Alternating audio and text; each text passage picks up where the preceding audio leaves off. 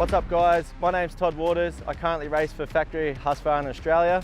I currently race the MX1 class on the FC 450 and I race the off-road program on the FE 450. So I'm currently 30 years old. I have no plan whatsoever in stopping. This year has probably been my biggest year so far, except for COVID, but our plan was to race the MX1 class, defend the championship in the motocross program.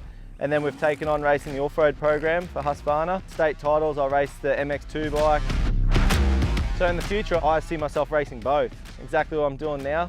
I love racing my motocross bike and then jumping on the weekend on my off-road bike and splitting trees at 100 kilometers an hour and ripping down riverbanks. And I love jumping 100-foot tabletops on my dirt bike. So I love what I do and I hope that I can continue this program till the day I retire. The highlight of my racing career would have to be racing in Europe. Racing for Ice One Racing Husqvarna and racing the MX on Nations was massive. I've raced that 4 times.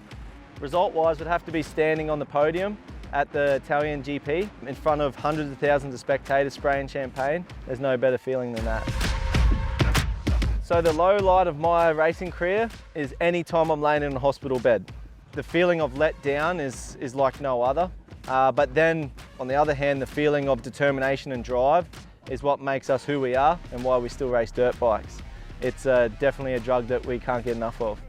So my worst crash to date would have to be in Holland. A young rider crashed on the backside of a 30-metre tabletop and I come around wide open and landed. There were 5 riders down. Max Nagel was one of them. I was 6th in the World Championship, he was 5th or 4th, and we were both out. I snapped my tib fib, my hip, my collarbone, and it put me out for 14 weeks. On the flip side, we ended up at the Red Bull DTC in Austria, which was a career changer for me. And I did rehab there for, must have been 8 weeks. And I had a physio twice a day, a trainer twice a day, a psychologist. It changed my life. It made me understand about training and how to go about things properly. I think the best path for a young Aussie up-and-coming rider would be definitely to follow Chad Reed's footsteps and the Lawrences. You head over to Europe at a very young age. They head over at 16 and you really learn how to live away from home, how to deal with different stresses, languages, weather. There's a lot of things going on to be a good MXGP racer. So then when you go to America, same language, everything's bigger, super easy to get around. I feel like then you don't fall in the trap of, the party scene and going that way that some, fall into, because everyone wants to race Supercross. So that's the goal, to try and get to America and race some Supercrosses.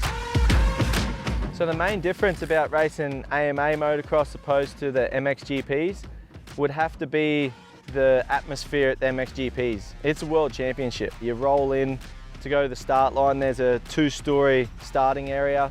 There's the crowds are massive, the atmosphere, the semi-trailers, it's next level.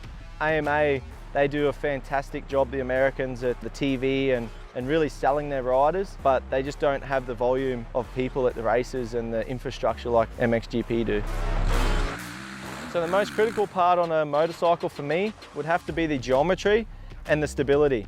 So I like a really stable bike, and that's what's most important to me, and that's what we've been able to achieve with this year, is a super strong engine, but most importantly, the stability of the bike. So overall, I love racing dirt bikes and I can't get enough of it. So until the day comes I don't want to ride, which I don't really see it coming. So I see keeping fit and healthy, I'm only getting stronger. So I'm looking forward to the future for sure.